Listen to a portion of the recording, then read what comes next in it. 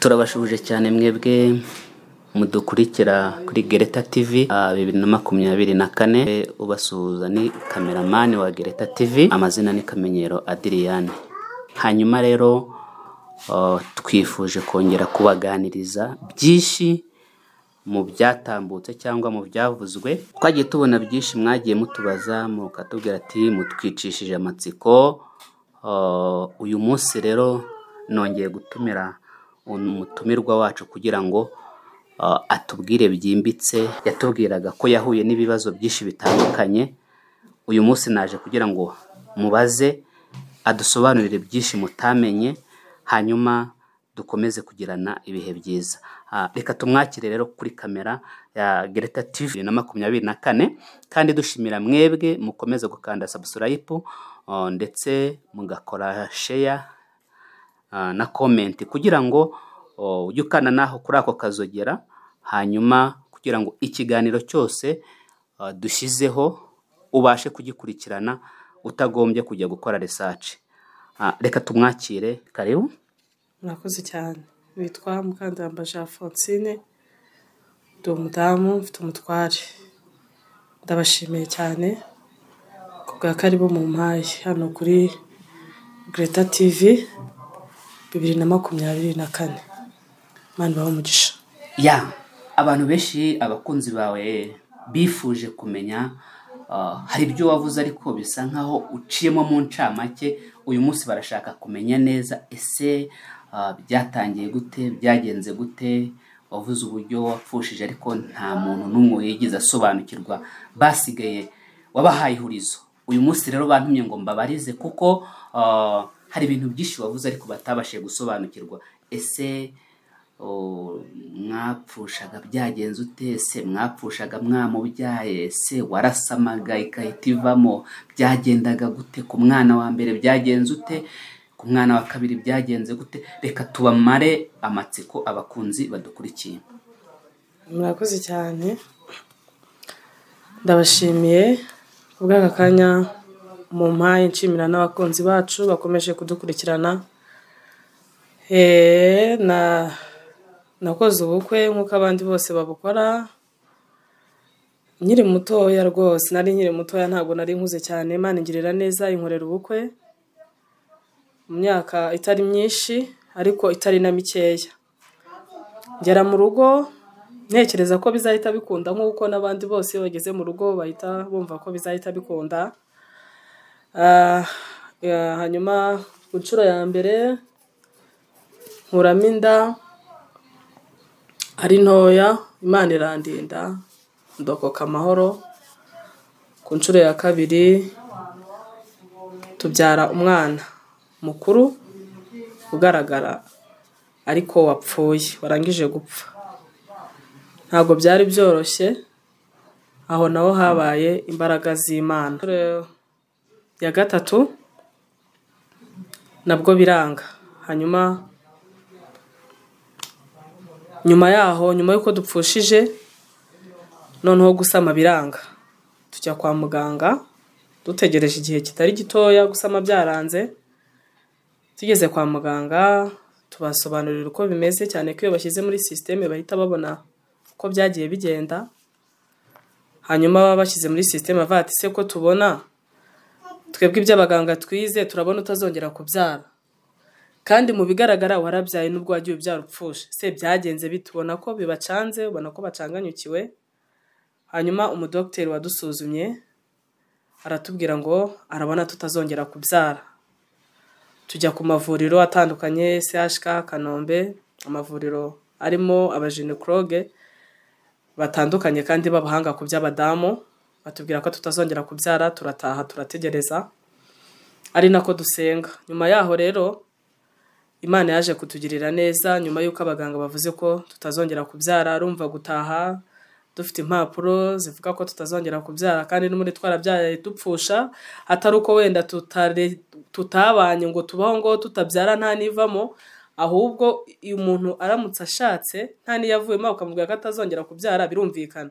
Ushobora gutekereza utubwo nuko nguko naremwe, biragaragara ko ntazabyara. Ariko noneho kuba warabyaye upfusha, agahinda, umubabaro nyuma yawo ukakira message ivuye ku badokiteri ivuga ko utazongera kubyara.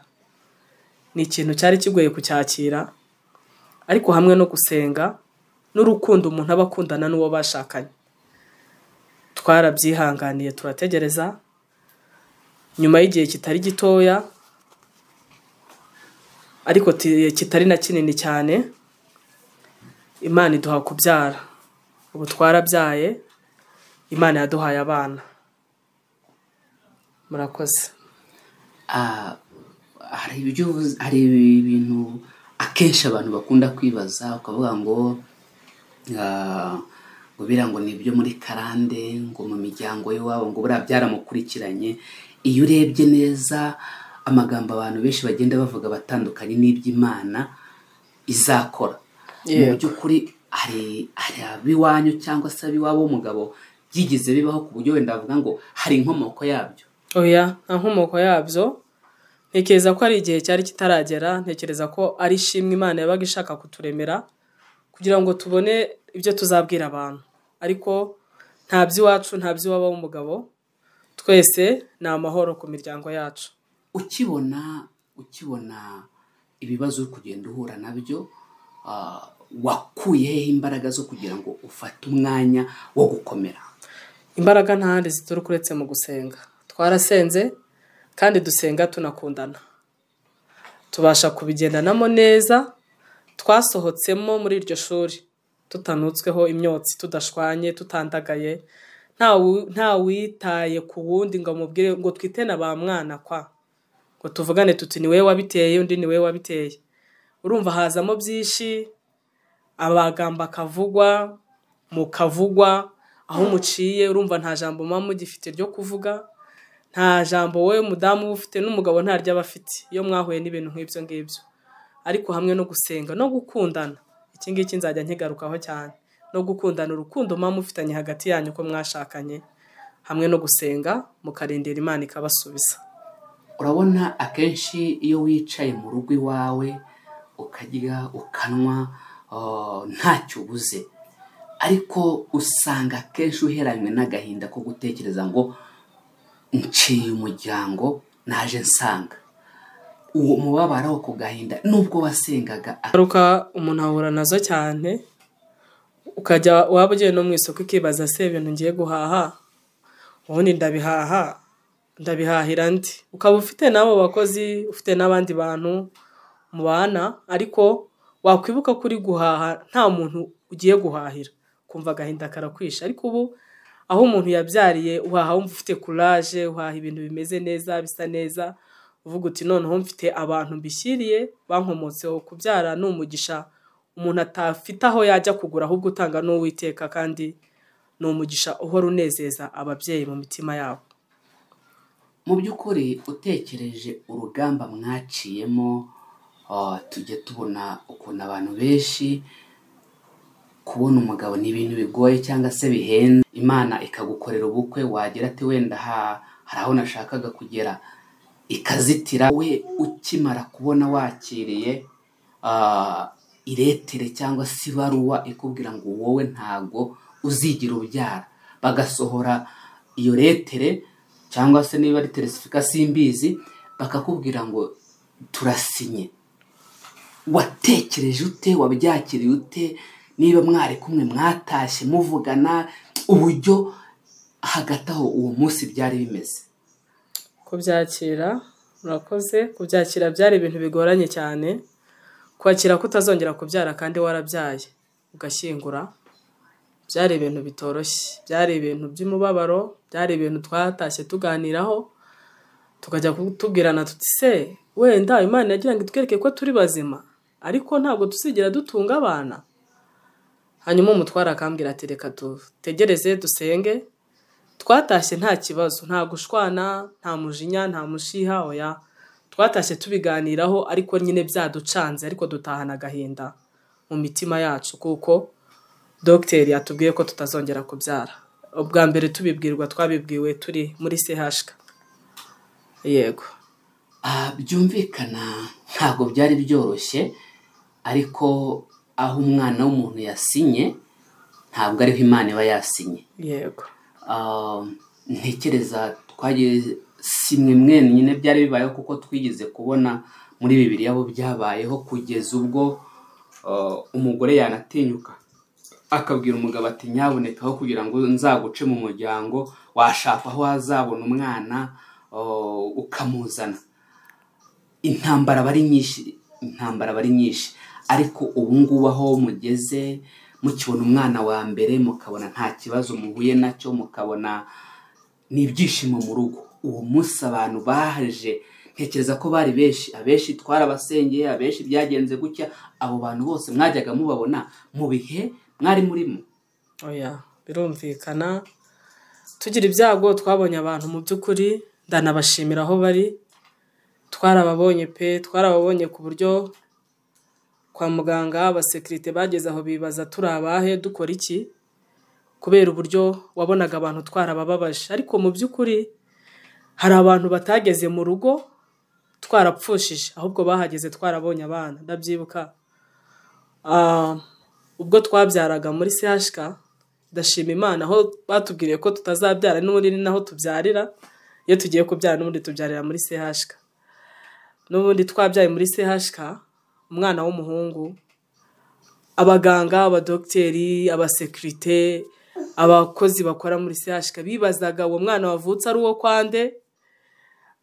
Bibaza avutse hashize igihe kingana iki abantu babona umwana, kubera abantu bari bahari. Abantu babonetse ari benshi babonetse ari benshi, batuzanira ibintu nanjye nkajya mbitanga kubera ibyishimo. Twabonye abantu benshi twarabyaye, no mu rugo dukomeza kubabona n'abatatuzi. Umuntu akakuganiza akaguha ati hari abantu babyaraga bapfusha, none ubu babonye umwana w'umuhungu ushangiyeyo, agahita akubwira ati tujyane. Nagiye mpungukira inshuti nyinshi ntarinzi. Ndashimira abantu bo muri Yerika nagiye mbabona ntarinzi. Ndashimira abantu bo mu Kiyovu nagiye mbabona. Ndashimira ngira ababyeyi Gahanga bagiye bangeraho barampemba. Ngira ababyeyi mu Miduha, ngira ababyeyi mu Nyakabanda. Nagiye mbona abantu benshi bangeraho kubw'igitangaza Imana yakoze. Ndashimira umuvandimwe wanjye, we yaravugaga ati twabyaye, bagahita baza akavuga ati tugende turebe igitangaza Imana yakoze. Ndabyibuka rwose twagiye tubona abantu abari ku mugabane w'Uburayi, nabo ndabashimiye. Twagiye tubona abantu batuba hafi kubw'igitangaza Imana yari yakoze ikaduha umwana w'umuhungu. Yego. Bakunzi bacu rero, nk'uko bisanzwe bajya bavuga ngo akaryoshye ntigahora mu itama, ariko ntekereza ko ntaho agiye. Ariko nifuzaga ko byibura mugenda mumenya imva n'imvano y'ibyo yigize kutubwira ho agace gatoya, tugasigarana amatsiko nk'uko mwabibazaga. Ntekereze ko rero hari aho mwumvishe, hari n'ubundi tuzagaruka tukamenya uko aho bigeze nuko byashoje, kuko ntago byose wabivuga ngo birangize nonaha. Ariko umwami w'abami akomeze kubishimira, kuko mudahema kudukurikira ku manywa na nijoro. Ntekereza ko niba hari icyo wakongera kubwira abakunzi bawe wababwira, hanyuma ukanabasabira umugisha kugira ngo umwami w'amahoro akomeze abane nabo. Ndabashimira cyane abakunzi ba Greta TV 2024. Nkomeje kubashimira rwose uburyo bakomeje kunyereka ko turi kumwe. Imana ibaha umugisha. Ushobora kuba nkoresheje audio n'ifoto yanjye irimo, ariko n'amashusho azaza mu buryo bw'ibikoresho bizashoboka, bizakunda. Uzabimfashamo hanyuma tubashe kubagezaho n'amashusho azaba ameze neza, hamwe n'ibyifuzo byabo. Bashobora kuzambwira bati zana aba bana tubarebe, birashoboka. Zana umutware tumurebe, birashoboka. Niteguye gukora ikintu abakunzi banjye bazansaba. Ndabashimiye, Imana ibaha umugisha. Urumva ko rero tubamaze amatsiko. Uyu munsi nta matsiko tubateye cyane, kuko turabasobanuriye byimbitse. Tuzagaruka rero ku kiganiro cy'ubutaha dukomeza kumenya uko ibintu bimeze. Mwami turagushimiye, we wakoze imirimo n'ibitangaza muri iyi famiye. Ntabwo byari byoroshye, tujya tubona benshi babivamo, tukabona benshi basigara batawe n'abagabo, cyangwa umugore agata umugabo akigendera. Ariko we warabashoboje, urabashyigikira, ari nawe ukibashyigikiye. ngaho rero reka ukomeze kubateza intambwe mu byo bakora, umugisha wawe ukomeze kubomaho, ubwenge bwawe ukomeze kubagarukaho, ubahera abana ubwenge mu izina rya Yesu Kristo Nazareti. Umwuka wera agendane nabo kandi ubwiza bwawe ukomeze kukayangana kuri bo. Icyubahiro gikomeze kuba icyawe mu izina rya Yesu, amen.